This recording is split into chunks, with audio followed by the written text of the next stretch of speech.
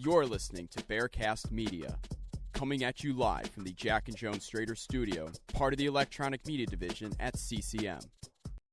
Hey, we're back on the air. This is from J to Z on Bearcast Media. Well, first off, what do you think about this whole super team thing? I don't think it's ever going to happen. Carmelo, to me, he's not worth the money he's getting paid right now anyway, because he's not winning enough games. I don't think it's about a title run. I think it's about LeBron James just wanting to play with his friends.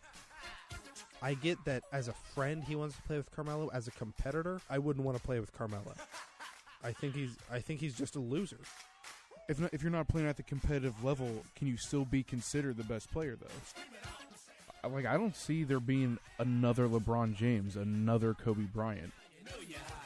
Yeah, I would say Anthony Davis probably has the best shot. Right. Check in with Zach and Justin every Monday night from 12 a.m. to 2 a.m. on From J to Z. Then you can visit their YouTube page for more episodes of the show. All right, Cincinnati, thanks for joining us tonight on From J to Z. We're coming at you from the Jack and Jones Strader studio at the University of Cincinnati. Obviously, we have a new national champ.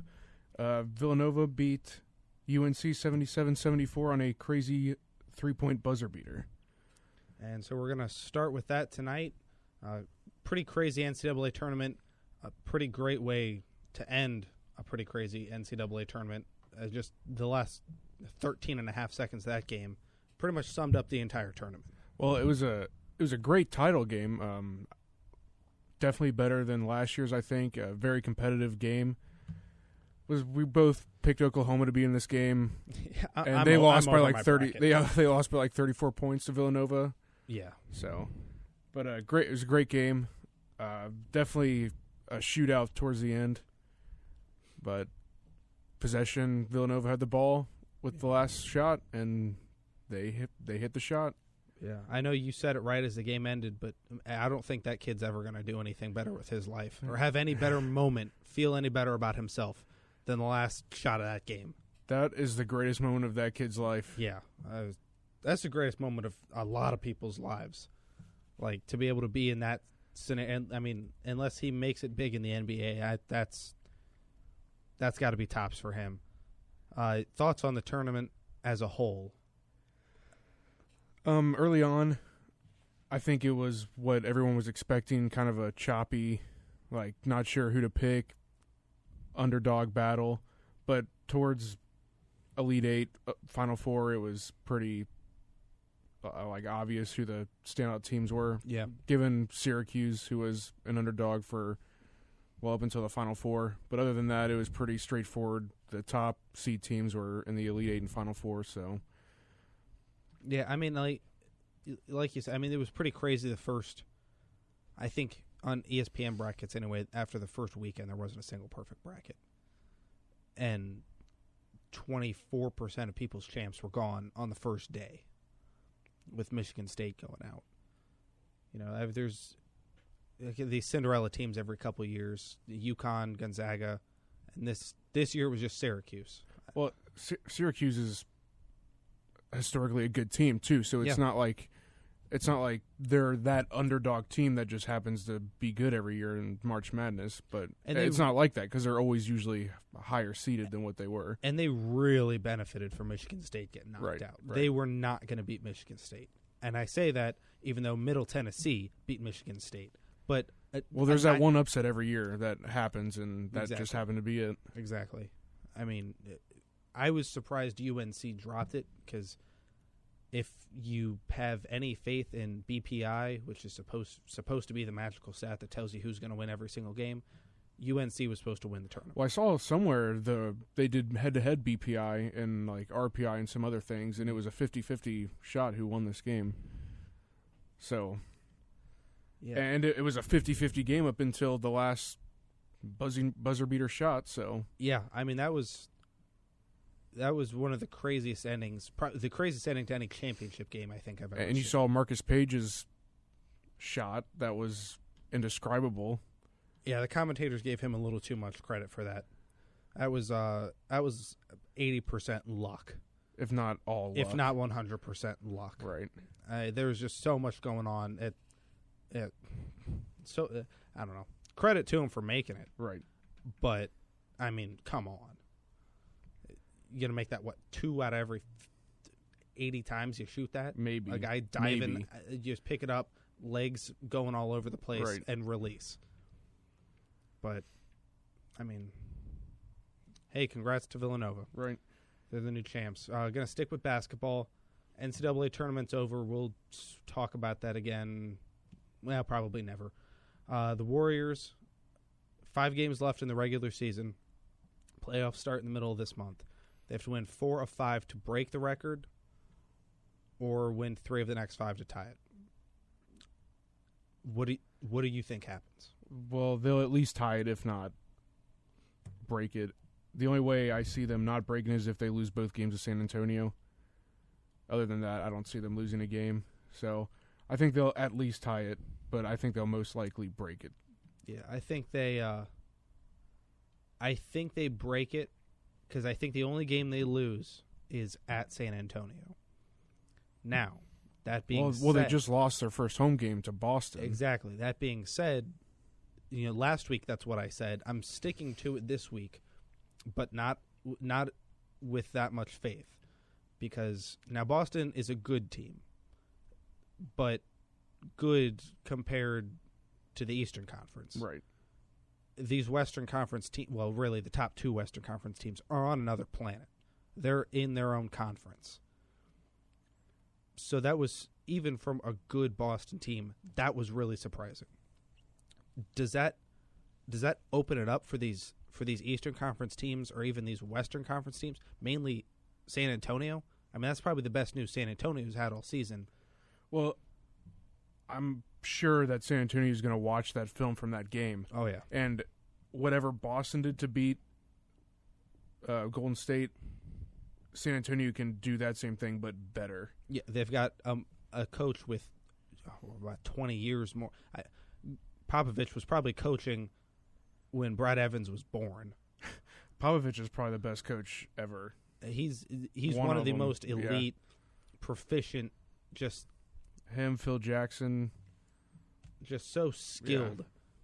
Yeah. And you look at the talent, not necessarily talent, experience. And I would say San Antonio is obviously a more talented team.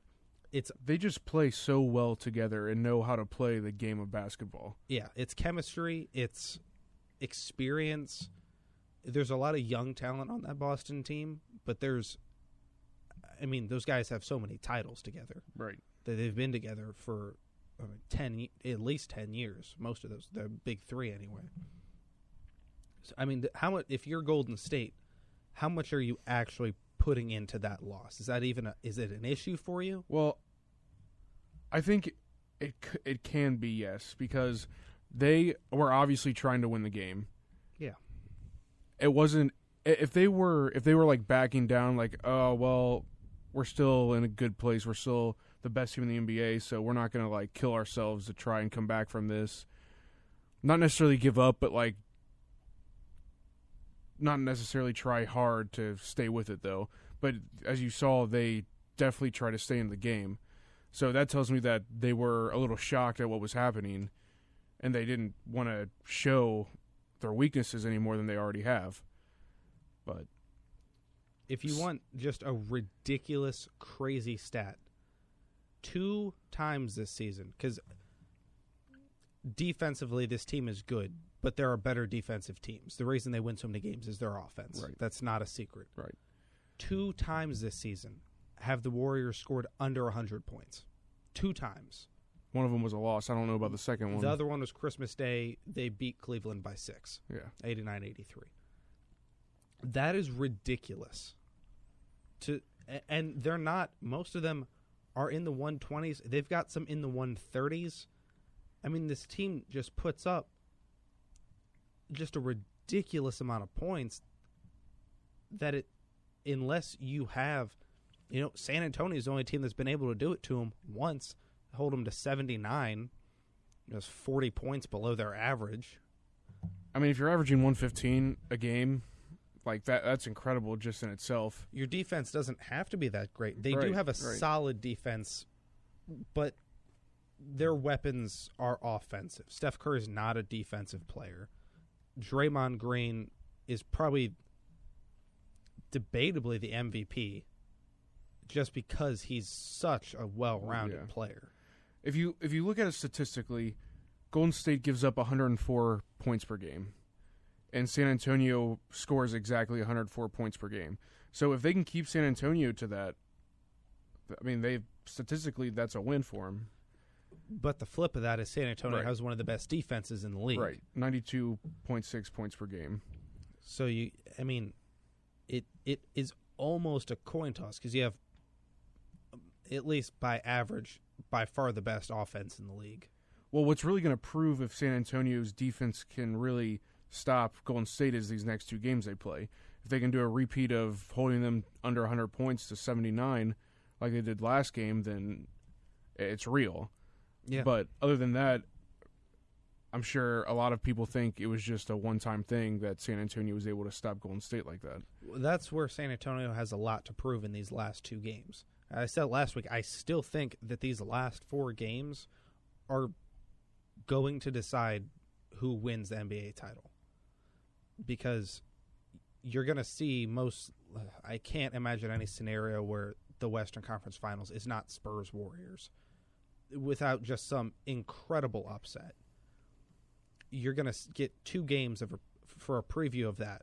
One at home, one away for each team. Well, honestly, the only other real competitors in the Western Conference are the Thunder and the Clippers, and they're all Thunder's 16 games back and the Clippers are 20 games back. So they're real competitors, but I don't think we can expect any upsets coming out of this conference. I would be very surprised, mostly because of the home records. Because those two teams, unless they face each other, are going to have home court advantage. And besides, the one loss, the Warriors, they've lost one game since January 15 at home. Like, even if that happens one more time, you still take the series in 5. Right. Assuming, obviously, they're going to be playing on the road at least probably 2 of those games. But, I mean, you're going to have to, the Spurs are going to have to go into Golden State and win one at home on the road. But I don't know if I still don't know if that's possible. Even though the Celtics won, it was a 3-point game. Yeah. And it's the first time, it had to happen at some point. Boston's not a bad team, so why not Boston? San Antonio hasn't been able to do it. So even though Boston won the game, it doesn't give me a ton of reason to think that San Antonio can do it. I mean, they're two completely different teams, so yeah, you're right. It was bound to happen eventually. It just happened. Boston happened to be the team. It was a decent team, a team that played them well, obviously. So, it's the way Boston and San Antonio play are completely different, and one's obviously at a higher level, being San Antonio. So, I don't know. It's just that San Antonio can't ignore Boston beating them, though. They can't ignore it, but they can't put too much faith in it. Right. I mean, maybe. Do you think this puts faith for the Eastern Conference to say, "Hey, we can beat"? False faith. False faith. Yeah, I don't think they really should, because Boston's a young team. It's hard from any angle to justify how they won that game, other than it had to happen at some point. And why not Boston? So, if you're LeBron James, what do you think? What do you think when you see the score and the ending of that game? Do you think anything of it? Good for you, Celtics. Yeah. I hope I have Kyrie and Kevin Love come finals time. And that's about it. That's all you can hope for, really. I mean, it doesn't... There's just...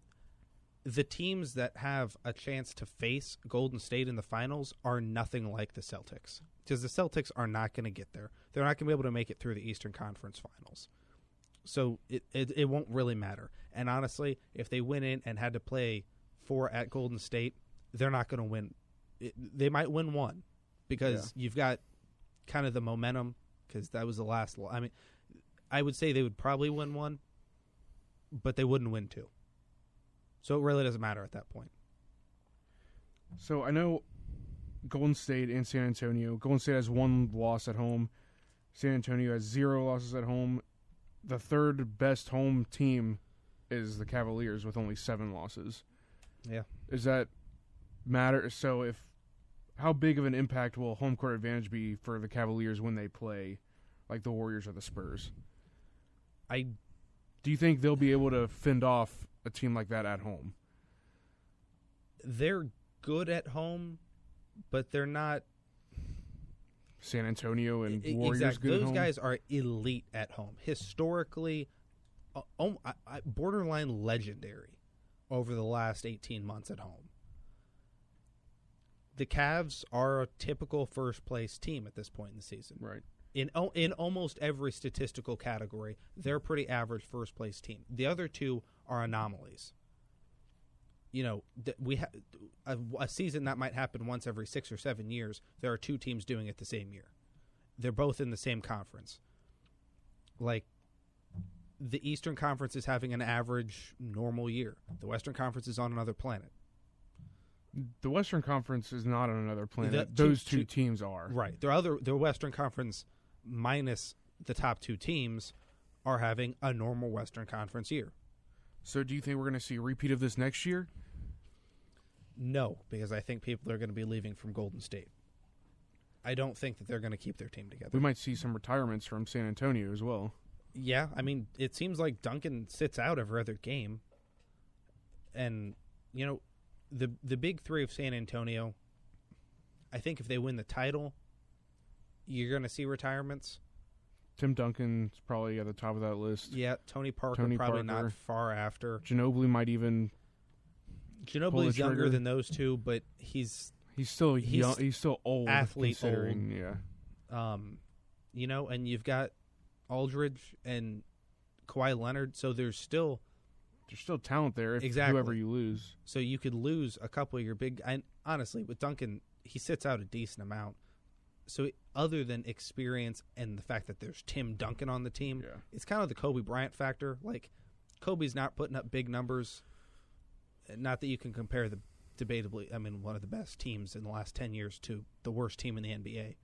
But, well, regardless, it's between Lakers and Sixers. Regardless, if you're performing, he's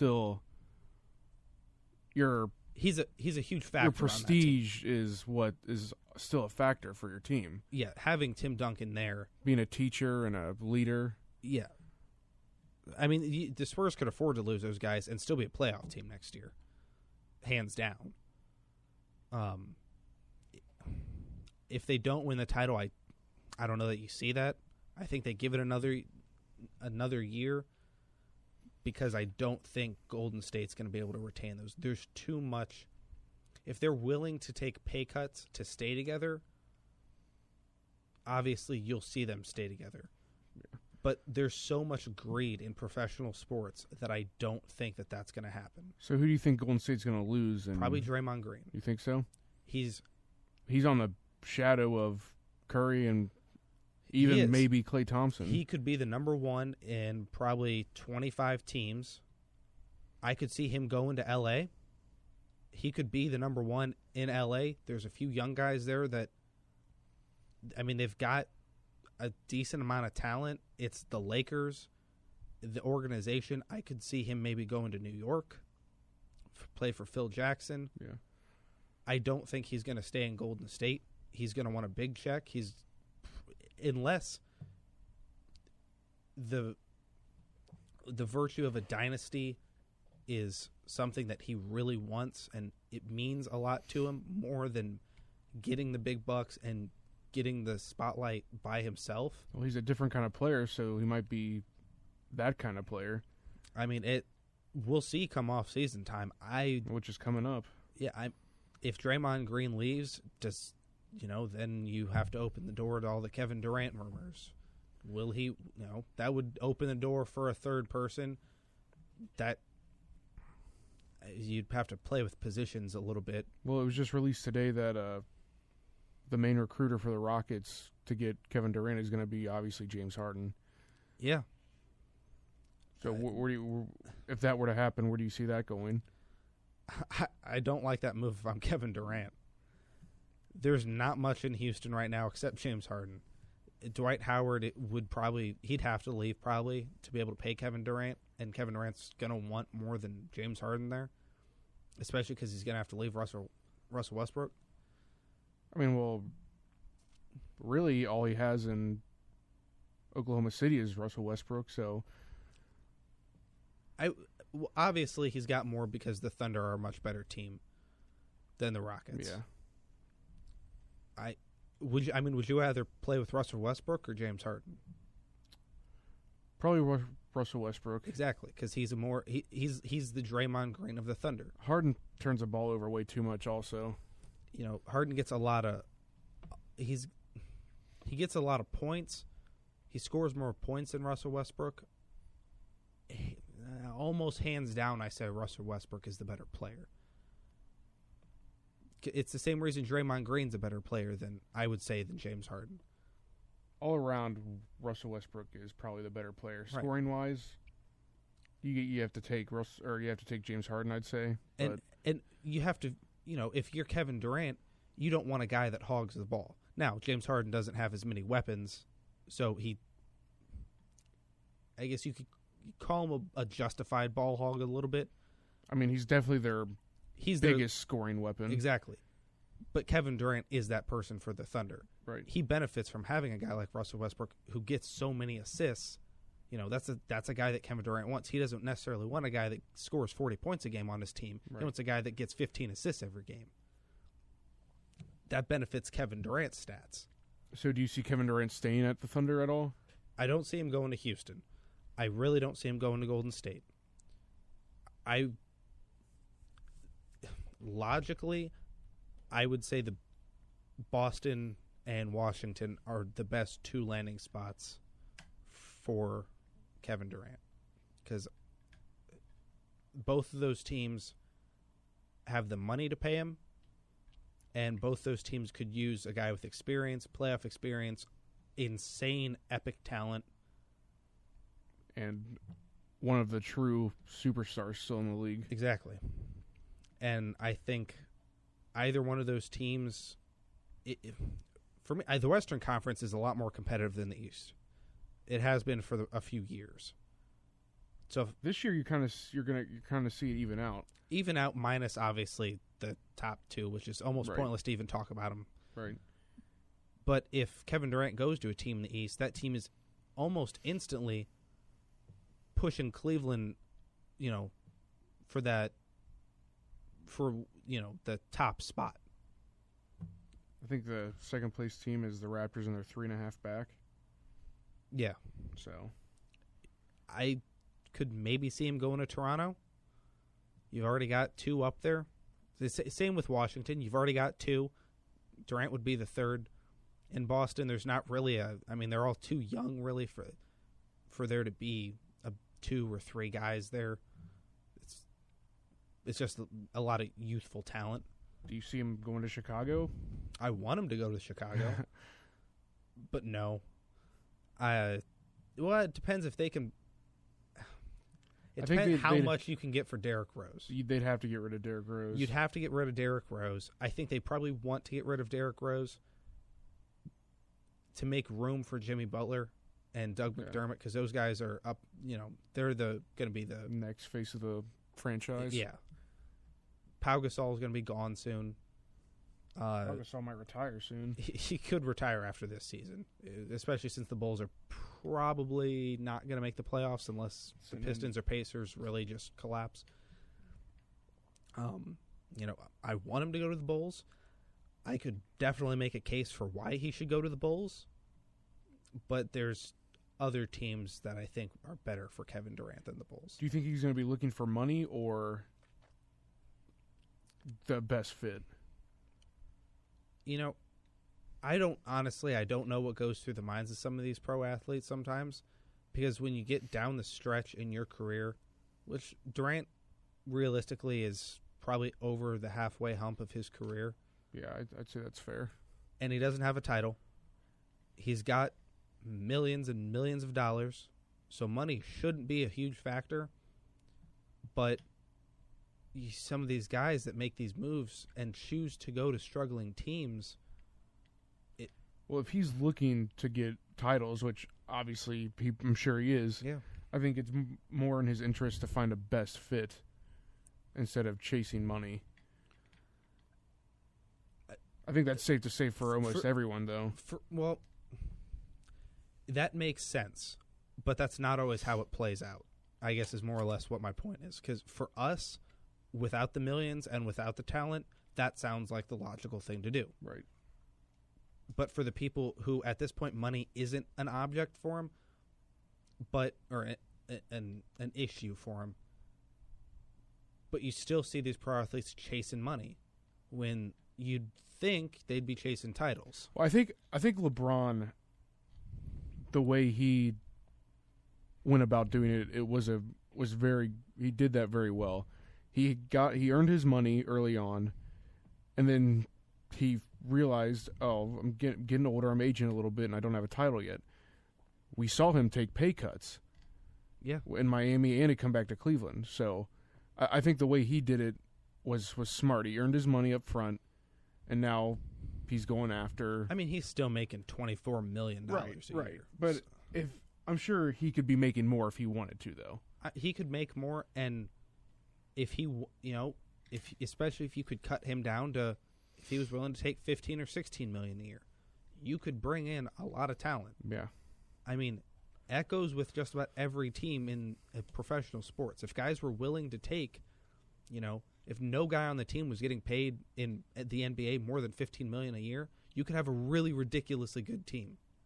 We would see a lot more competitive conferences if that were the case, too.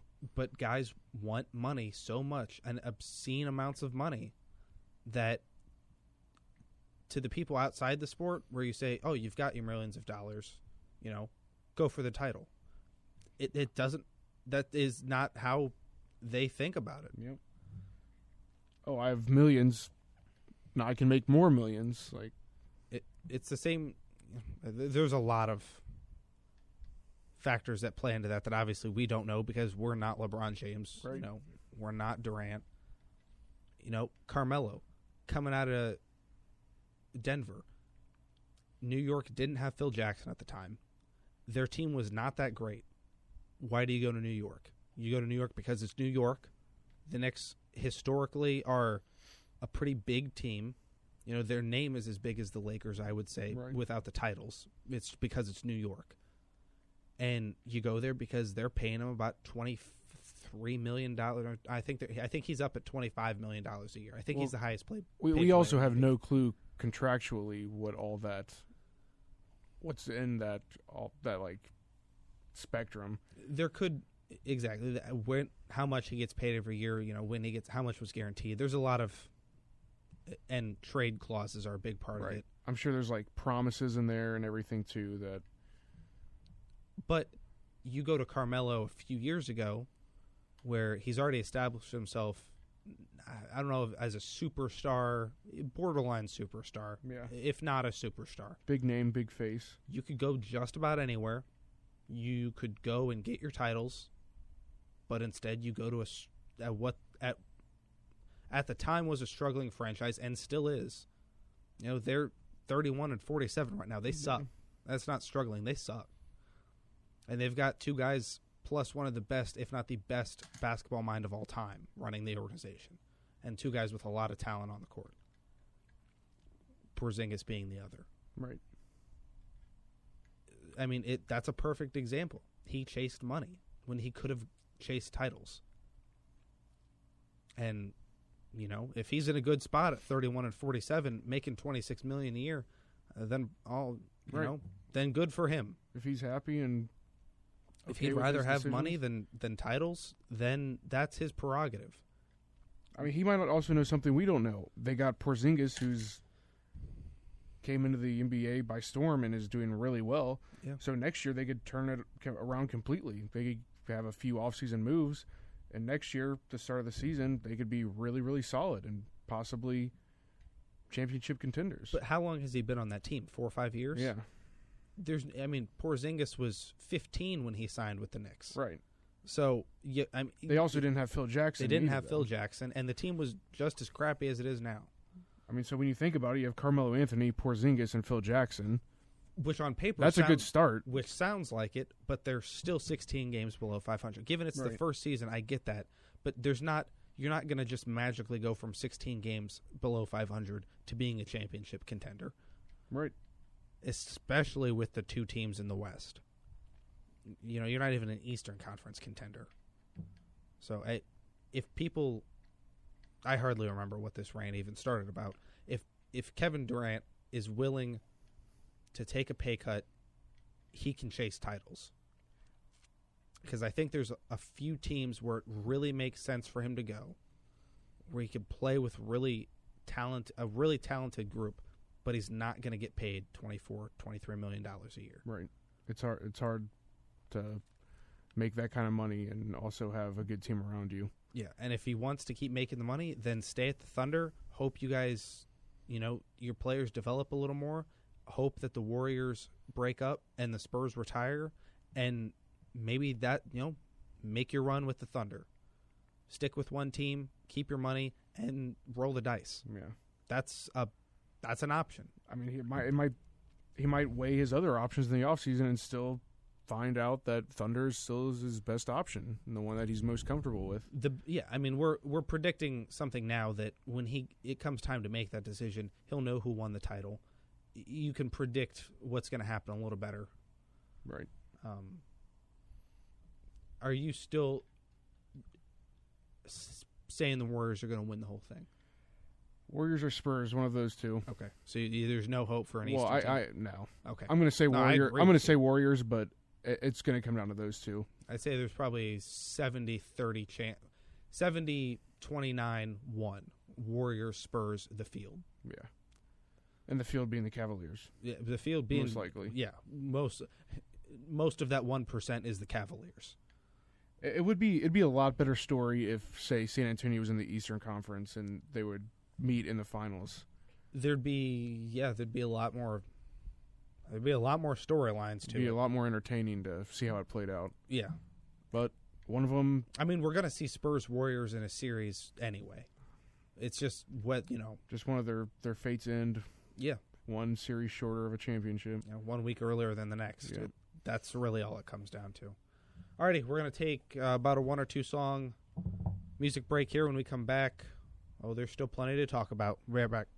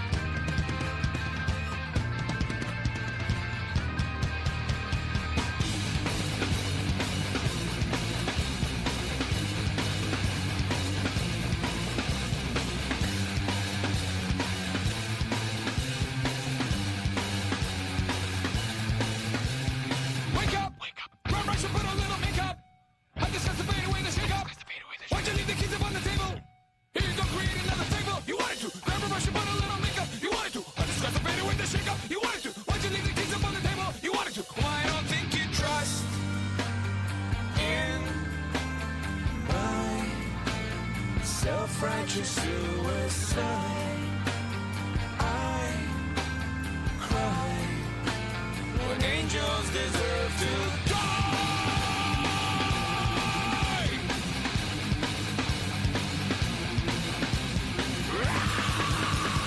Wake up! Grab brush and put a little makeup. I just got to fade away. Why'd you leave the keys upon the table? Here you go. Create another fable. You wanted to. Grab a brush and put a little makeup. You wanted to. I just got to fade away the shake-up. You wanted to. Why'd you leave the keys upon the table? You wanted to. Well, I don't think you trust in my self-righteous suicide. I cry when angels deserve to die. In my self-righteous suicide, I cry deserve to die.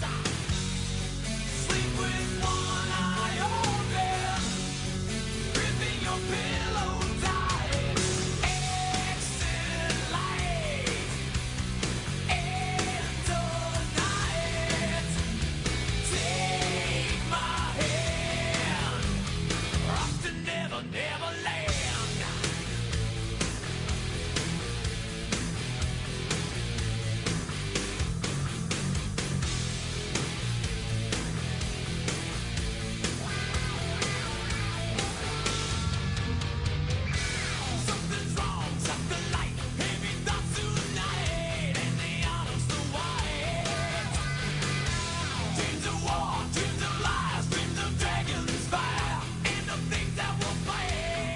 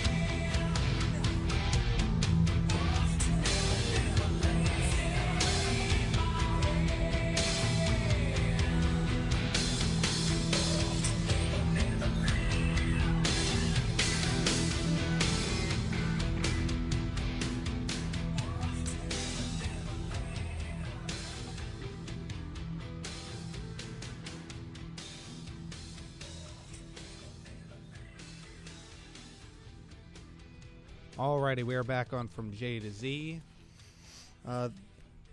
Next topic of the night is something that has been spread mostly over social media and has kind of almost out of nowhere, because at this point in 2016 it doesn't seem to be incredibly relevant except socially, is the pay difference between women's World Cup team and the men's World Cup team. I don't see why people are upset about it. It comes down to talent, and the men are obviously more talented. There's like nothing you can do about it. If the women and the men were exactly the same skill level, I think, well, the women I think have more talent. There's a lot of factors, because you can even go into men's teams get more funding early on, and men's soccer is more competitive than women's soccer. Right. The women won the World Cup, so I do think the women have more talent than the men's team. I don't think it's a decision of talent, though. But like versus each other. Oh, well, versus each other, I think the men win, but it's not the women's fault. Right. I understand that. You put a WNBA team up against an NBA team doesn't mean they're not skilled. They're mostly anatomy, and that's no one's fault. Right. I mean, it just is. But I am sick of hearing, well, not really hearing, because I've not heard a single person actually talk about it except with a keyboard, typing and talking about how it represents some social problem and FIFA is sexist and it's this huge issue when it is not. Women get paid for, it comes down to how much does their sport generate in revenue. The numbers for the 2015 World Cup haven't been compiled yet. It was just last year. So we'll go off the one before that. The 2011 Women's World Cup in Germany had earnings of just under $73 million. $73 million is a lot of money, except when you compare it to how much money the men bring in. In 2010, the South Africa World Cup brought in $3.7 billion. In 2014, they brought in $4.8 billion. That is why women get paid less. Not because of, it's really not because of talent, even if they were good or bad. It's because of how much, it's the same reason that Brittany Griner isn't making as much as LeBron James. It's because, whether it's right or wrong to say, people don't give a crap about the WNBA. Well, I don't know too much of what's going on with this issue. Is the argument that because the women's soccer players aren't getting paid as much as the men's soccer players?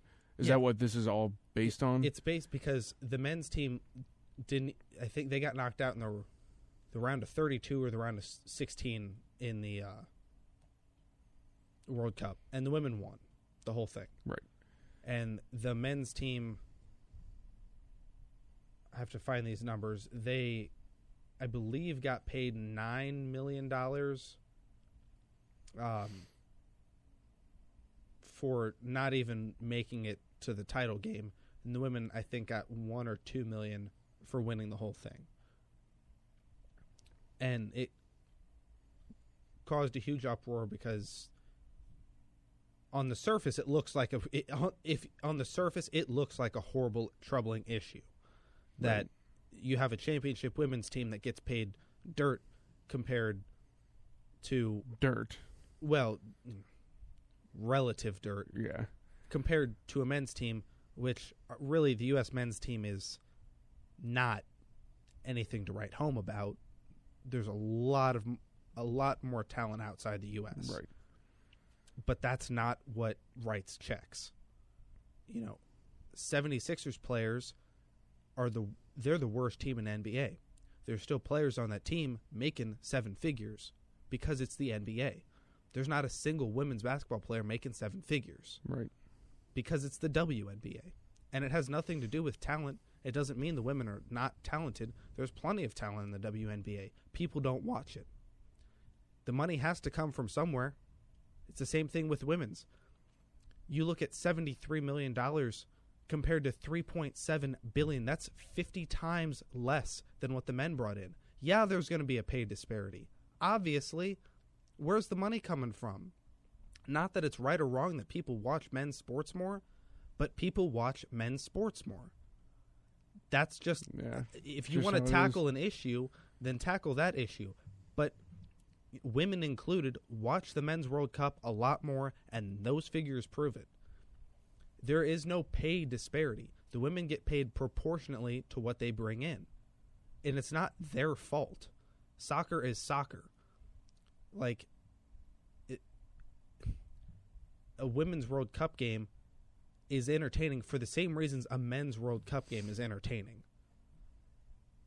Basketball is basketball.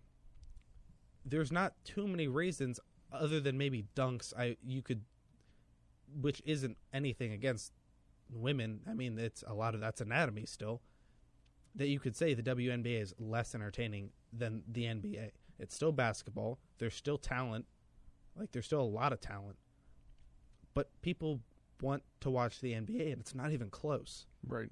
Well, I think it's because the women's soccer team is the best women's soccer or the best women's team we have in terms of like USA teams. Yeah. They're the powerhouse face of women's athletics for the US. Yeah, it's not even close. Right. So, I mean, it's probably really safe to say that of all the women's teams, the women's USA soccer team gets the most like exposure and like views. They're more watched than any other women's team. So I could see where people might be arguing the point that they should make more is like from a women's standpoint, they are the face of it. So that they somehow deserve to be paid accordingly to that. Yeah, and there's a lot of social people want to turn it into more than what it actually is. There is, and I don't know that I would go this far. Statistically, it's an accurate statement that the women actually proportionally get paid more than the men. If you look at the same numbers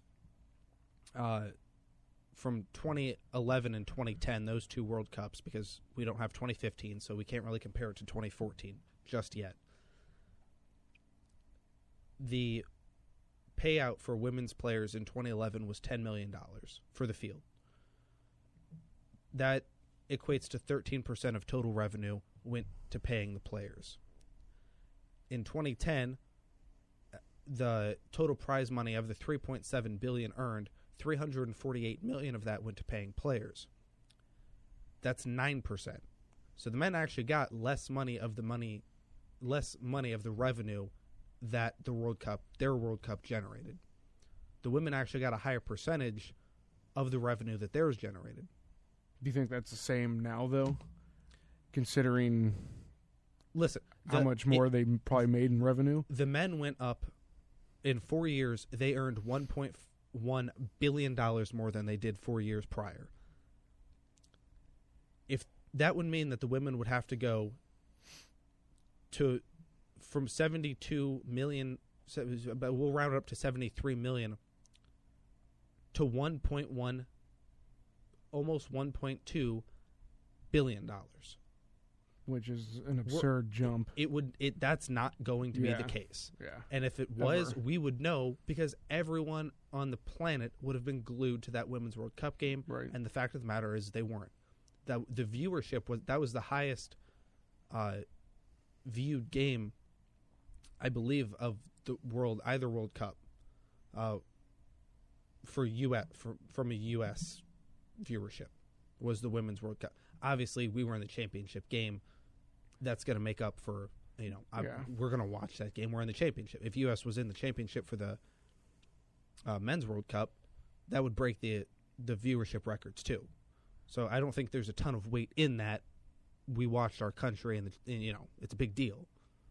So when breaking down like the revenue and like percentage of money that the players get from revenue, do you think if people knew those facts, we'd still be having the same conversation? No, because most of the people that are complaining on social media they're too ignorant to look up the actual stats. And there's been, I've seen plenty of things on social media that don't show the stats. They just, it's empty words. They have nothing to back up what they're saying, and they only approach it from the surface, which is that women get paid drastically less than men, which is completely accurate. That's a fact. Proportionally, it is not. And there's even the stats back it up to say that women get paid proportionally more than men. The men have a bigger pool to grab from. And that's not their fault, and that's not the women's fault. That's how it is. So without like getting too political, do you think that people are connecting this scenario to like the political equal pay for women and men? Yeah, that's how it all is stemming from. That's what the whole thing is stemming from. It's becoming a social issue when it's a business issue. It's not a right. People are turning it into more than what it is. It's a matter of business. You can't afford the men in 2010. The total prize money for men was $348 million. That's 5 times what the entire Women's World Cup brought in. You'd have to be blatantly ignorant to not understand why the women were getting paid less. Right. It is nothing against women. There is no sexism even in the realm of this conversation. It is a purely business discussion. The numbers are what the numbers are. That's the fact of the matter. It's hard to compare an everyday job with a pro athlete job, because in the everyday job you're doing the same job at the same level. Exactly. But at a pro athlete standpoint, yes, you might be doing the same job, but it's at a completely different level of performance, and revenue wise, one's making a lot more than the other. It's so not even close. Right. It is not. It's they're measuring it. One is in millions. One is in billions. That's the simplest way I can put it, and that should pretty much sum it up for anybody. That should be a lot of clarity for people trying to make this argument. Yeah, you can't even justify an argument if you've researched this at all. And it didn't take a ton of research to find the numbers, because they're fact. Like, right. There's no making stuff up. FIFA posts an annual report of their earnings. Now, obviously, I get FIFA is not, the most outstanding organization on the planet. But that doesn't mean the numbers aren't the numbers. In some way, shape, or form, bribes don't affect how much the World Cup brings in money. Right. It might cost Qatar hundreds of millions to prepare for this World Cup, but that's not going to change the fact that it's still going to bring in billions of dollars. Right. Under the table, who gets paid what? They're two totally different discussions. So the integrity of FIFA has nothing really to do with this conversation. So you think this is a not big deal argument?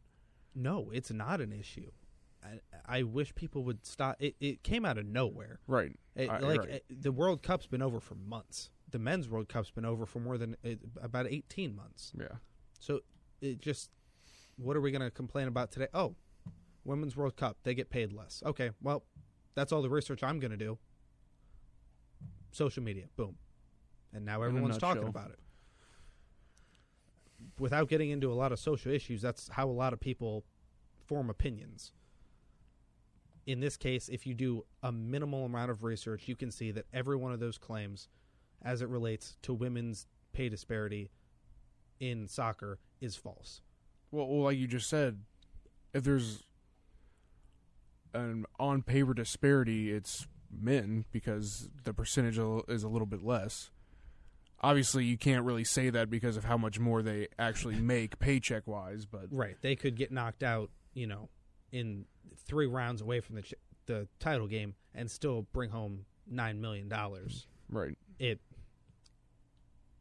It's almost ignorant to throw that in anyone's face. But regardless of the fact, that is a fact. Yeah. I mean, that's the truth. If you want to... I don't think anyone would ever use that in a real argument, but... No, and you don't need to. If you want to attack something and be upset about something, be upset about the fact that people don't watch women's sports as much as they watch men's sports. Yeah, the only argument you need is the revenue. Exactly. Because that's it. That people want it to not be a business. It's a business issue. It's a matter of business. It's not a matter of anything else. Right. And just if people would just do a little bit of research, they'd find the numbers, and they'd realize that they're making issues up that don't exist. But that's enough of that. That's all the attention we're going to give to that, because it's a pretty ridiculous issue that has turned in to headline news, which is ridiculous. The fact that people are still complaining about it. Okay, off the slate, moving on to the NFL. A few weeks ago, well, about a month ago or so, Marshawn Lynch and Calvin Johnson, not at the same time, but both seemingly retired from the NFL. At a fairly young age. Both a fairly young age, definitely past halfway point in their careers, and I don't know if we both agreed. I know I definitely said that I didn't think that they were done. Yeah, I'm pretty sure we agreed. Okay. And it seems that as it looks right now, we're 50-50 on that.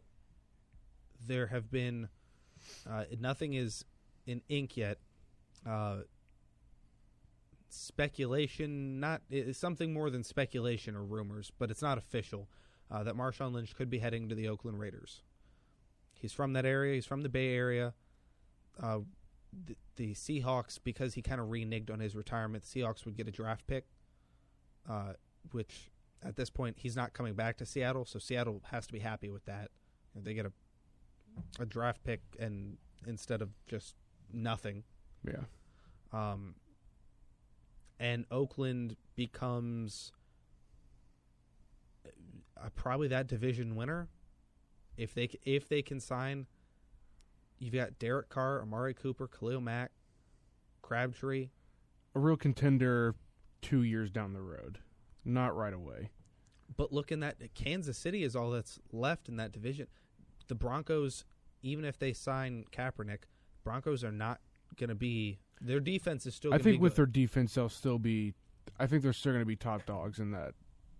But I would say the Raiders without not too long, the Raiders will be top dog in that division, but not right away. That's even if they sign Marshawn Lynch. Right, which right now it's not official. I think the odds are pretty good though. I never thought Marshawn Lynch was going to be done for good. I think this was more of a. I honestly think this was him making a point to the NFL because of all that stuff that happened with the press conferences and all, whatever you want to call that. That could be. I could see him just trying to make a point. Kind of a middle finger to the NFL. Yeah. But I think it's very likely he's going to come back. More likely than not that he'll come back to Oakland too, because, like you said, he grew up there. You're talking AFC versus NFC, so right. he probably never have to face Seattle. I think it's a good fit for him too, honestly. They need a running back. You've got young talent there. He seems like a Oakland player too. He's just a ground and pound tough, which is kind of the stereotypical Oakland, Pittsburgh kind of player. I think it's very likely he's going to come back. Yeah, I wouldn't be surprised. I was more surprised. I figured if he was going anywhere, he was going to go to Dallas. I kind of figured that both of these players would go to Dallas. I think Dallas. I think Dallas is too in the light, like too famous and popular for Marshawn Lynch to go to. He can't even handle a press conference. I don't think he's going to go to I don't think he's going to go to America's team. Right. So, aside from Lynch, you've got Megatron, who neither one of us thinks is done. I thought it was ridiculous that he told his coach that he was done, never specified the league. He really said he was done with the team. right. And everyone took that as, oh, he's retiring, he's done for good. No, he's not. I would put money on it that him and Marshawn Lynch will both play they will both be signed and on a roster week 1 of this year. Well, maybe not a so serious rumor as Marshawn Lynch to Oakland, but a rumor going around is Megatron going to the Pats. Yeah, and Tom Brady has kind of put out a call to wide receivers to come join him. I think if that happens, I think we have our next Super Bowl champion. Yeah, you put Megatron and Gronk. I don't think there's two better weapons in the entire league. I think you've probably got number 1 and 2 weapons. If you're a quarterback, who else do you want? If they pick up Megatron and can get a few solid defensive draft picks, game over. That's game. Yeah, it is game over. I mean, wow. I was kind of surprised. I still think the same is true in Dallas, though. If Tony Romo can stay healthy, you got Dez Bryant, Calvin Johnson, the best offensive line probably in the NFL. Yeah, without a doubt. They running back could use. They have a little bit of talent there. Not a first priority need to have, but if you there's room for improvement everywhere. There's room for improvement everywhere except for the offensive line, really. Yeah. Their defense is not horrible. You could definitely improve their defense. But you can almost go with the Golden State phenomenon with Dallas or New England. If your offense is good enough, your defense doesn't need to be as stellar. It was kind of the opposite of what the Broncos did. Your defense was just so incredibly good that your offense was like ranked 22nd in the league, and you still won a Super Bowl. Apparently, it can go either way in football. Yeah. So it'll be interesting to see where those two guys end up. There's not a doubt in my mind that both of them suit up for week 1. Maybe not this year. You think if they take a year off, I don't think they come back at all. I'm not saying they will. I don't think they will, but I won't be surprised if they do. Yeah, if they're not suited up week 1, I think they actually are both done. But I think I don't think either one of them will sit out a year. To me, that doesn't make any sense because that's it. They're not old. They're sports older. And at this point, it is really a matter of time, especially if you're Calvin Johnson and you want to hurry up and get your title so you can kind of go off into the sunset because you're one of the best of all time, talent-wise. That every year is a big deal, and there is a clock on your career. So especially for Calvin Johnson, he's counting down. So taking a year off could be a big, huge turn on whether he gets a title or not. What do you think it shows NFL teams that Marshawn Lynch declares, or not, I don't know if you declare, but retires and then turns right around and comes out of retirement?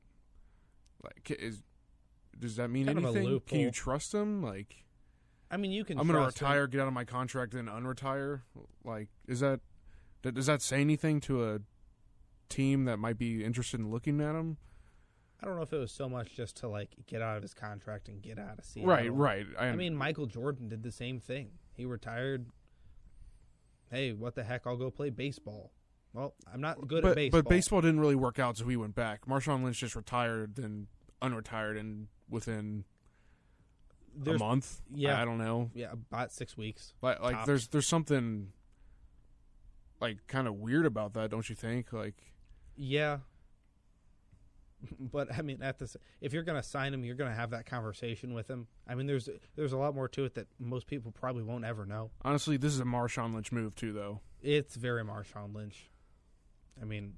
He could show up to Oakland, get ready to sign the contract. They'll ask him, dude, what's going on? He'll say, you know why I'm here. Yeah. I mean, and they'll say, okay, right. you're right. All right, sign Right. here. And they'll take him because he's Marshawn Lynch. Right. Megatron could Same thing. he could write his own contract. The only thing is money. He would have to take a pay cut. I mean, we already had that conversation. He would have to take a pay cut to go somewhere. Even the Patriots. Especially the Patriots. Right. I mean, if you have Tom Brady taking pay cuts, you're not going to get a wide receiver that's going to make that much more. I want Calvin Johnson to go to Carolina. I think that would be incredible. You'd have to take a big pay. I mean, and no matter where you go, unless you go to a crap team, you're going to have to take a big pay cut because you're Calvin Johnson. And I mean, if you go to a crap team, there's a reason they're crap because they don't have money to get good players. So either no way, one deserves to get paid all that money. So it'll be interesting to see where those guys end up. Like I think both of them are going to be playing this year. I agree with you. Regardless. Alrighty, time for a quick music break. When we come back, got baseball, golf, some USC news, and then we'll send you off. Be right back.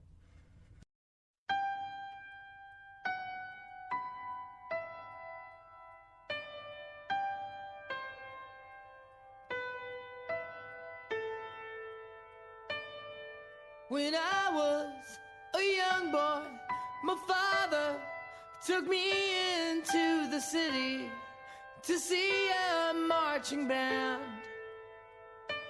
He said, son, when you grow up, would you be the savior of the broken, the beaten, and the damned? He said, will you defeat them, your demons, and all the non-believers, the plans that they have made?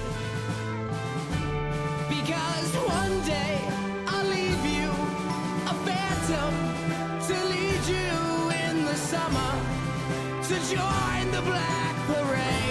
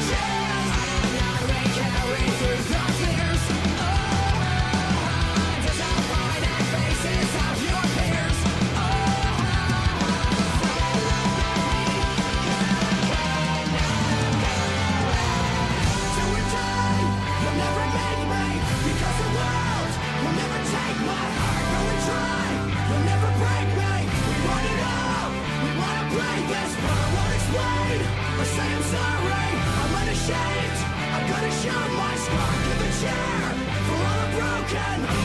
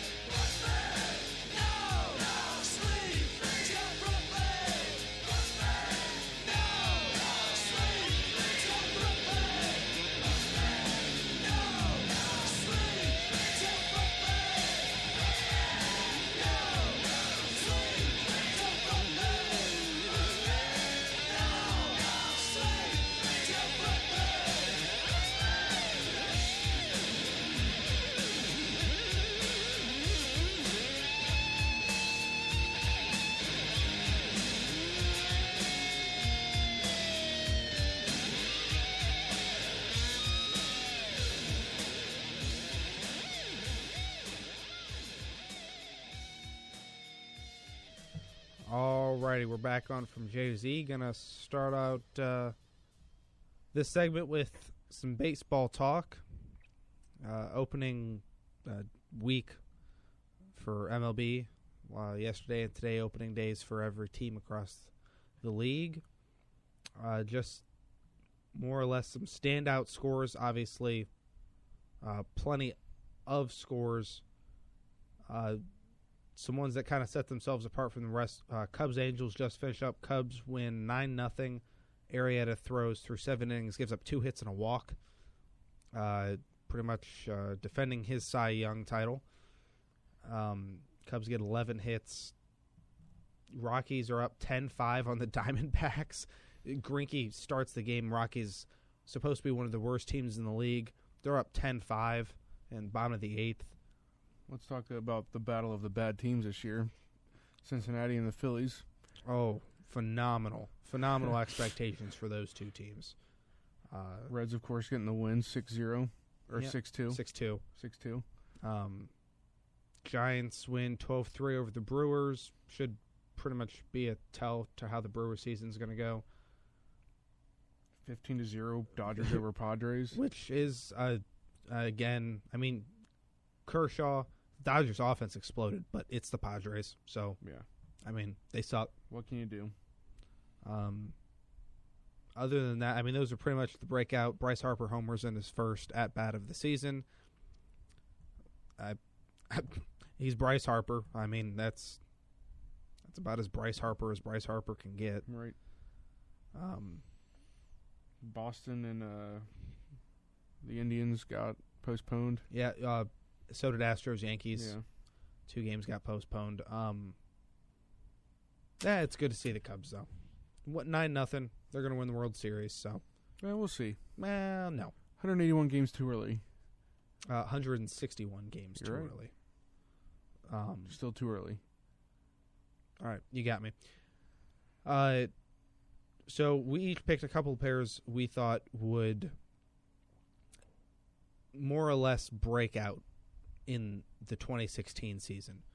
Players that not necessarily, off limits were guys like Buster Posey or Miguel Cabrera, guys that are Aren't going to already superstars. Exactly. Guys that have only been in the league a couple years, not necessarily broken out yet, but guys that are going to have potential for MVP seasons, or at least breakout seasons for them. So I know you've got a little bit of blood in this one, so why don't you go ahead and give me your first? First, I picked Kyle Schwarber. Picked him, had a not-so-great night. Tonight, 4, no. 2 strikeouts. But, yeah, I picked him because last year he had a great MLB debut. 16 home runs, I believe. Yep, 5 in the postseason, right, which was a franchise record.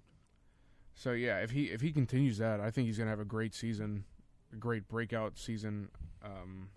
Picked him first overall in both of my fantasy leagues, so I have to prove he has to prove me that I made good choices by picking him first overall. Probably wasn't too smart, honestly, but no, maybe not worth first overall. Yeah, I mean, besides the fact that I'm a Cubs fan, man, the dude's entertaining to watch. It's the bombs that he hits. I mean, he's one of those guys you can't help but not root for, too, though. Just a great guy, humble, honest. You can't root against him, regardless if you hate the Cubs or not, I feel like. True. No, I agree with you. My first guy, I'm taking Mookie Betts, center fielder for the Red Sox. He's 23, only been in the league his debut was in middle of 2014, so really not too much experience. Last year was his first full year. In his first full year, batted .291, 77 RBIs, 18 home runs. Those are pretty impressive numbers for a guy in his first full year. Great batting average.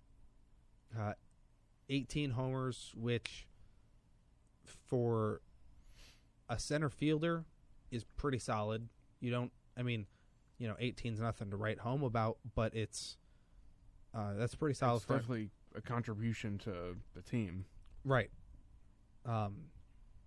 Just a pretty, what looks to be a pretty well-rounded player in an organization with a pretty good amount of young talent around him. And, he's 23 in his second full year. I see a ton of potential for him. 21 stolen bases last year. I mean, he's just a very well-rounded player. Who you got on your second? The second person on my list is younger than me. Oh, I'm 21. Nice. He's 20 and 259 days to be exact, and about $20 million richer than you are. Yeah. Carlos Correa, obviously you probably consider last season a breakout season for him. Borderline. It was his first, if not, yeah. It was his first full season as well. 279 batting average, 22 home runs, 68 RBIs, shortstop for the Astros, if you were wondering. But I wasn't. Second in Rookie of the Year. I only see him going up from where he left off last season.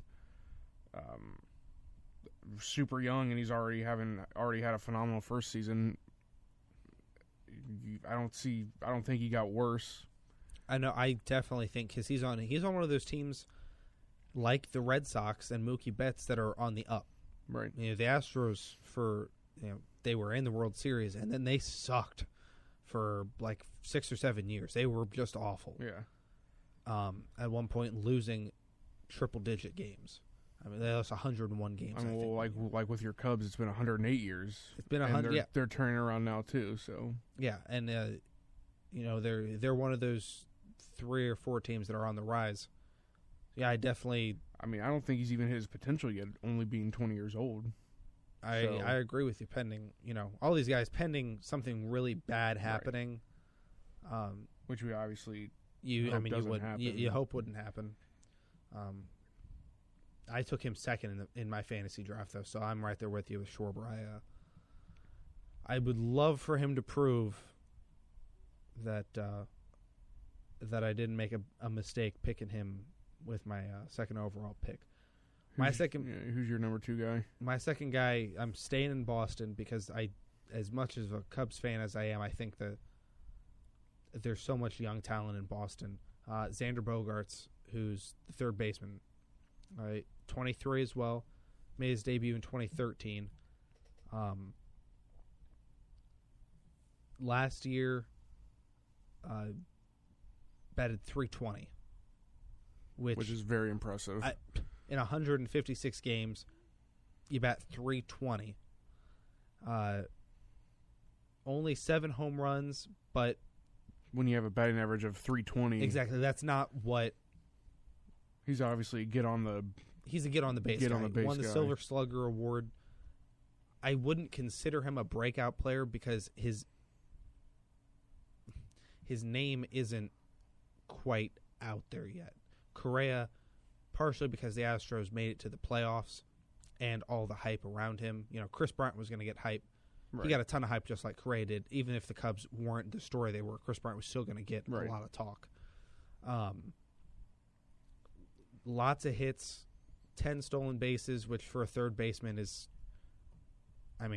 it's 10 stolen bases, but find me a third baseman that gets double-digit stolen bases. There's not that many. Draws a pretty good amount of walks, just mostly for the fact that he's such a solid hitter. I think he's maybe not quite to his potential, but I think we're going to see a lot more of the same from what we saw last year, because over the last couple of years he's only gone up. You can see if you look at his numbers, he's jumped every year in every category, kind of inching his way up and up. And I think he's going to have a great year. I think Mookie Betts is up there. I want to say even for the potential of MVP. I think he's going to have that good of a year. Bogarts, I don't think he's in the MVP contention. I don't think he's going to get there, but definitely a silver slugger again. I can see that. Since you have two Red Sox players, you think Mookie Betts will be the bigger Red Sox player of this the year? two? Statistically, yeah.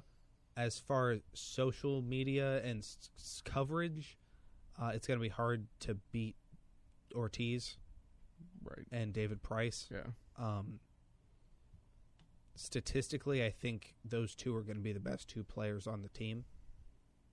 Pitchers included, obviously, a relative comparison. I think those are going to be two of the most well-rounded offensive guys in the AL. And they're 23 years old, so they're both very young guys. Yeah, right.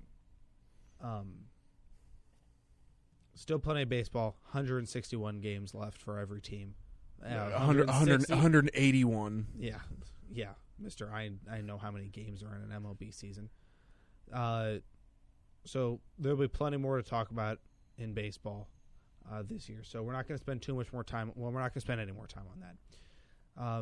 Masters is coming up this weekend. Have you got any? If you had to put your money on one guy, who are you taking? Don't tell me Jordan Spieth. I'll tell you Jordan Spieth because that's who I think. No, I'm just kidding. I like Rory. I just like him a lot. I don't know. I'm not a huge golf fan. I follow it when something big like this happens, though. But I'd say I like Rory. I like Jason Day. I like him a lot too. Spieth, I don't root against him. Like he's young and as good as he is, like you don't really see that young of a player in golf do that well. So I'd like to see him win too. That'd be kind of cool. If I have to take one guy, I'm taking Jason Day. I want to take Spieth, mostly just because he's a young guy. He's only a couple years older than we are. The American, he's the big American name in golf right now. Yeah. And but man, Jason Day is on fire. He is. He got his number one world spot back, or world ranking back. His record in tournaments so far this year, going back to last year, the dude's just on fire. He's kind of what we saw from Rory a couple years ago when he was just dropping tournament after tournament. Jason Day doesn't have all the majors to compare to Rory, but I think this is Jason Day's year, and I definitely think this is his Masters. I mean, I think the competition's pretty fierce, I feel like, this year. Yeah, there's a lot of guys. There's a lot of good younger guys. Now that Tiger and really Phil's done. He's not going to win another major. Tiger's not. He's done, I think. I don't see him coming back. Yeah, people keep saying that, he'll come back. He's healthy now. He's not. No. Tiger's done, which kind of opens the door for these guys like Adam Scott, Jason Day, Jordan Spieth. Yeah. And that opens. I mean, the door has been open, but they can finally be the stars now that, especially with Tiger kind of being pushed out because of injuries and obviously his actions. It'll be this year. I think will be a really good year with Tiger and Phil at a minimum for these guys and Jason Day to. Well, Jason Day, Jordan Spieth, Rory McIlroy are 1, 2, and 3 in the world right now. So yeah, and what the oldest one is 26 probably. Yep. I think Jason Day is probably Rory might be. Regardless, they're all crazy young, and with how long you can play golf. I mean, Phil I think is in his early to mid 40s, so this could be 3 guys that you see for the next 10 or 15 years. I mean, you also have Bubba Watson, Ricky Fowler. Right. So there's and I think Bubba's probably the oldest of the lot. Right. Yeah. Lots of young talent And I mean, that's going to make there's the days of who's Tiger going to beat are way over. Yeah. And there's finally a core group of guys, young guys, that are any of them are good enough to take it. Jason Day, I'm going with Jason Day just because he's so hot. Yeah.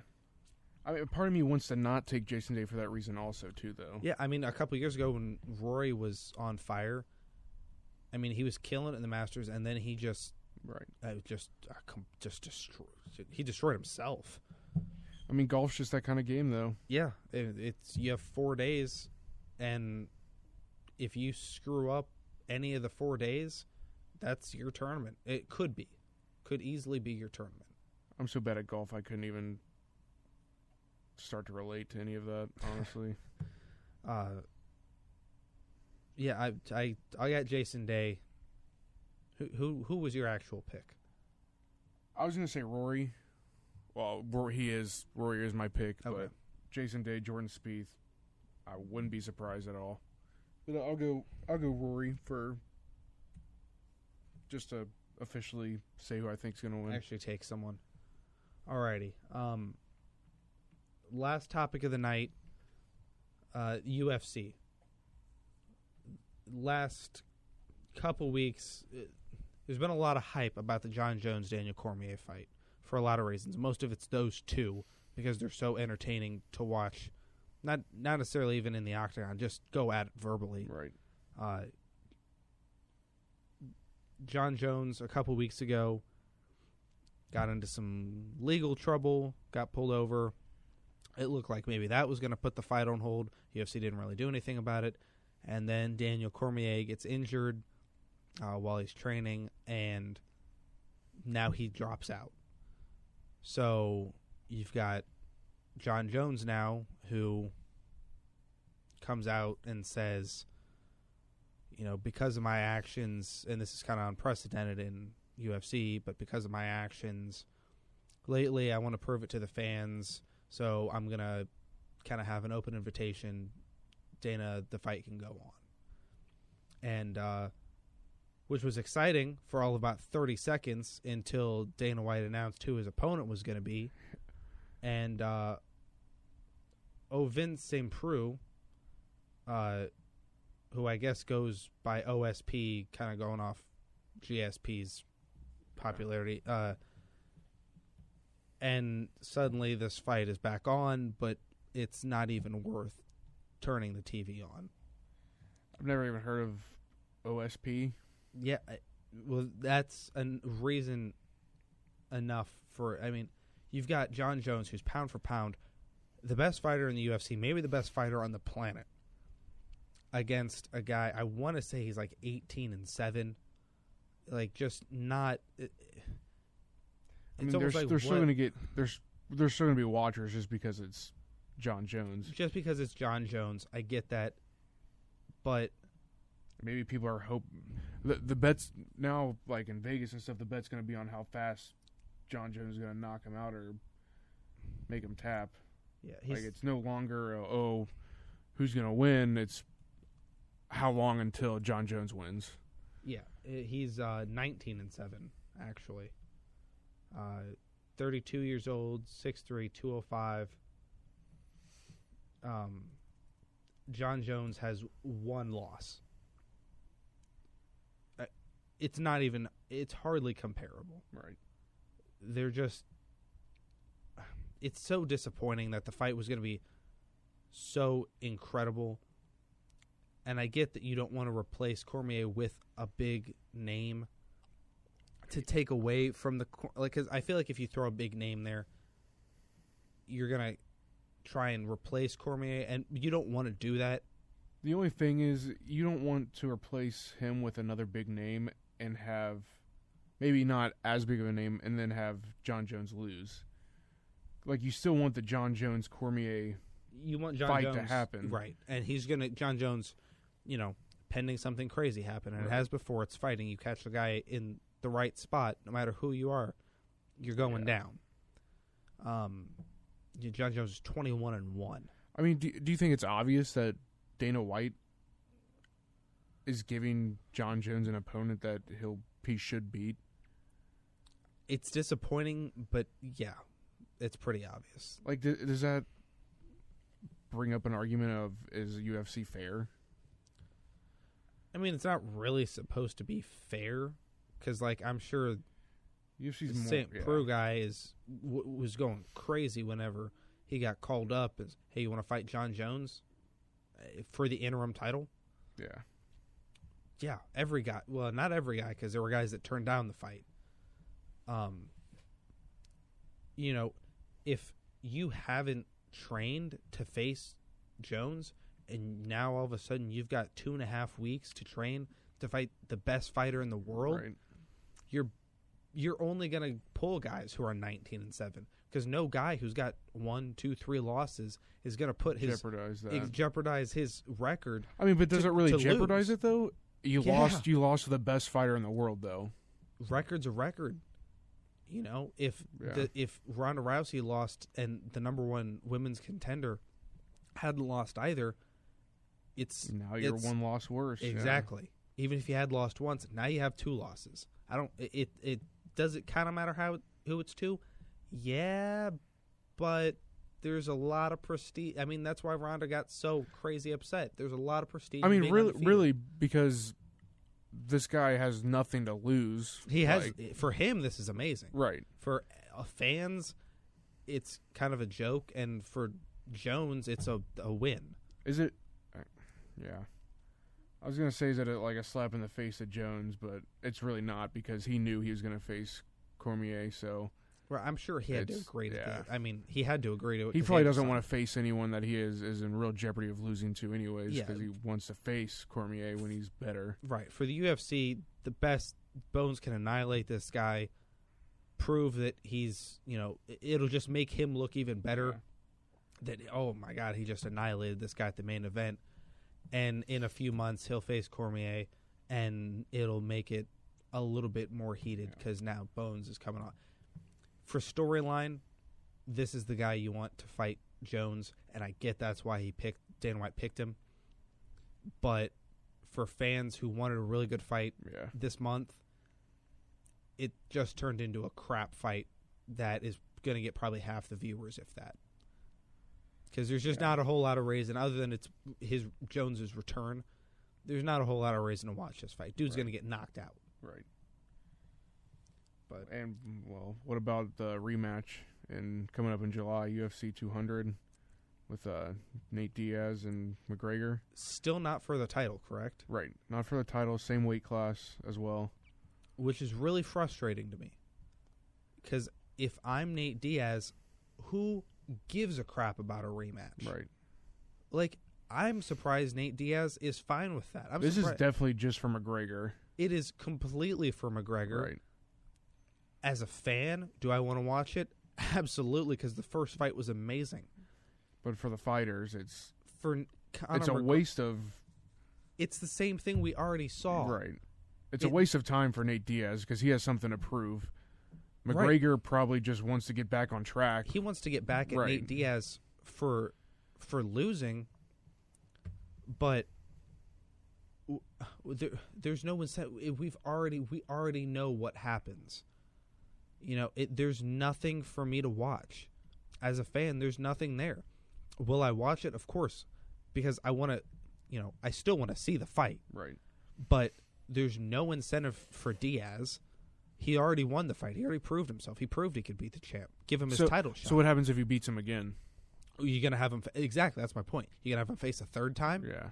So McGregor, the same fight happens 3 times in a row. At that point, it's like, okay, it's for the title. And then if McGregor wins, it's like, okay, hold on. Yeah. No, I need a rematch. Yeah. And then, like, we're going to see it a 4th time? Because then Diaz is like, well, I won 2 out of 3. I just happened to lose the title fight. Like, what do those first 2 victories get me? Nothing? Best out of 5.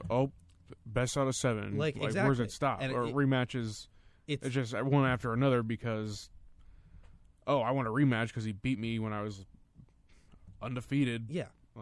And what's to say in that championship fight, one of them doesn't get dropped in 3 or 4 seconds? I mean, the same thing could happen if McGregor wins. Then Nate Diaz is like, well, I want to be back on top again. So yeah, it's a horrible. it's frustrating. That It'd be completely different. It'd be completely different if this fight was for like a title or something. It should be for the title, right? They've already seen each other. There's only it's a shorter amount of time in between the fights than normally is for UFC. Well, I mean, and neither one of them are really beaten up too much, though. Yeah. Fair. I mean, it wasn't a knockout. It was a submission. Yeah. I don't know. It's frustrating because it's the same mentality. I feel like McGregor's going to have a chip on his shoulder, but at the end of the day after UFC 200, McGregor's going to be sleeping with his title. Yeah. And Diaz is not going to have crap, except probably a bigger paycheck. The only big incentive would be for McGregor if he wins. Like if he would have won last fight, well, no, because it wasn't a title fight. He would be, well, it's still not a title fight, but he would be the first UFC fighter to hold consecutive titles at the same time in different weight classes. True. So, but it's not a title fight, so it doesn't really matter too much. Yeah, I mean, it's frustrating because do I want to see Nate Diaz face McGregor? Yes.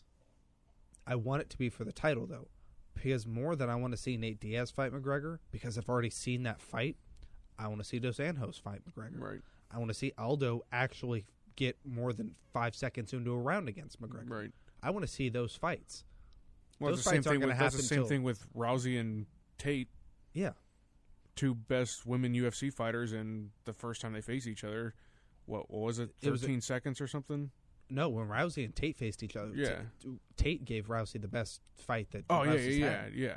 It was an amazing fight, and now it's kind of roles reversed. About 2.5 at the time they fight, it'll be about 2.5 years down the road. Yeah, roles reversed. That's a rematch I'm fine with seeing. It's for the title. Title has changed hands. Lots of drama in between. Diaz and McGregor, nothing's changed between the fight. In between the fight, nothing's changed. It's the same thing I've already seen. I don't want to see it again. Right. I do want to see it. I'm still going to watch it. But I don't want to see it because there's so many other things I want to see those guys doing. There's so many other possibilities that could have and arguably should have been in place instead of this fight. Right. It's I'm still looking forward to the fight, but it's incredibly frustrating that it's not for the title. And if I think the UFC screwed up on that one. And there's still plenty of time unless they change it and make it a title fight, which maybe they're holding off on doing it for. Yeah. I mean, they could for a multitude of reasons. It would just to kind of build up hype or get people like me frustrated, and then now it is for the title, and now everyone freaks out and people want. It could be for something like that. Well, they probably know something we don't know, which is why it's happening again. But yeah, and it's frustrating that they would do that, and it makes no sense to me knowing what we know. But true, as with most things we talk about, there's stuff that only the people involved are going to know. When do you think the next time we'll see Rousey fight again? Probably October, November, I would say. Okay. Because that'll give enough time for maybe Bones and Cormier to come back. Because Bones is going to need time anyway. So you think they're going to wait for that super card? Yeah. I think you'll probably see those two fights on the same night. Or, I mean, you've got Luke Rockhold, who's still going to defend his title. I think that'll probably fall in between the Rousey and the McGregor-Diaz fight. Yeah. So I mean, there's a lot of really good fights that are going to happen this year. I think probably the summer fall is going to be packed. Yeah, I think there's probably they might spread it out into 2 just for money reasons, but man, you have the potential for 3 matches. Yeah, that's putting a lot. Time in between Luke Rockhold's fights. Even if McGregor can get his title fight this fall and have even that on the same night too. Yeah, that'd be putting him about 5-6 months. You're talking about 3 fights in 1 year, which for a UFC fighter is pretty rare. I mean, we'll say he knocks At least Diaz out. Say he knocks Diaz out in the first round. You can hardly consider that a fight. Really. I mean, you could say the same thing about Jose Aldo. Yeah. Knocked him out 4 seconds, but yeah, dropped him down, sorry about your luck, man. And he's not going to get a fight until 2017, maybe. Because Nate Diaz is getting another non-title. Man, if I'm Nate Diaz, unless Dana White promised him something or is writing him, I don't even care about money. Like, I beat the champ. Give me a title shot. UFC isn't lucrative enough. I mean, it is very lucrative, but not enough to where you want money more than bragging rights and titles. Yeah, that's true. But, man, that's frustrating. It's frustrating that they wouldn't make that a title fight. I can't say that enough. Although it is frustrating, it's still going to be a good second half of the year for UFC. It's still going to be, I mean, even this first half, it's still going to be a good fight. Good year in general. Still going to watch it. The second half of 2016 is going to be phenomenal for the UFC. Yeah. Pending any more legal troubles or injuries for fighters. Assuming that doesn't affect anything, we're in for a really awesome 2016 in the UFC. Agreed. It's going to be really awesome. All right, that's all we've got for you tonight. Thanks for letting us take you from J to Z and everything sports. Be sure to check us out on Twitter at J2Z. Check us out on YouTube. The show should be up tomorrow in case you missed anything. We'll be back next week, 12 a.m. to 2 a.m. with another episode of From J to Z. Until then, Cincinnati, have a good night. Good night.